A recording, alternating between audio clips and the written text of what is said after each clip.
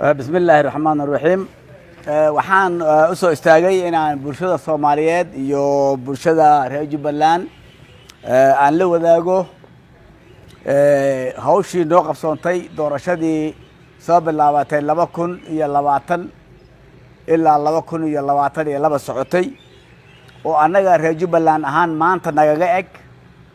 maanta wuxuu ku soo gabagabowday qaybtii labaad ee deegaan doorashada Jubbaland kuraasi taalay degmada ceel waaqra lagu qabtay shalay aan qabanay qaar maantana aan gabagabaynay shantii dambeysay shalay 12 baa la qabtay maantana 5 baan dhamaynay maanta si loo kala helay kuraasta waa sidan kursiga 131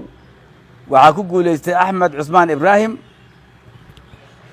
kursiga 122 waxa ku guuleystay Mursal Maxamed Khaliif kursiga 110 waxa uu guuleystay Maxamed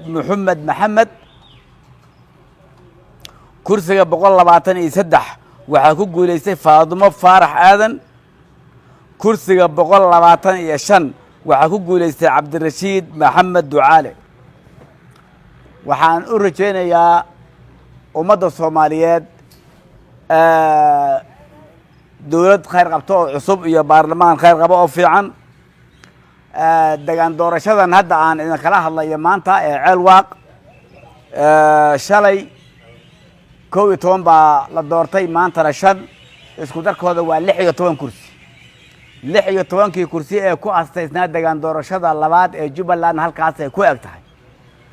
horeyna waxaan u sameynay 27kii deegaan doorashada koowaad oo lagu qabtay Kismaayo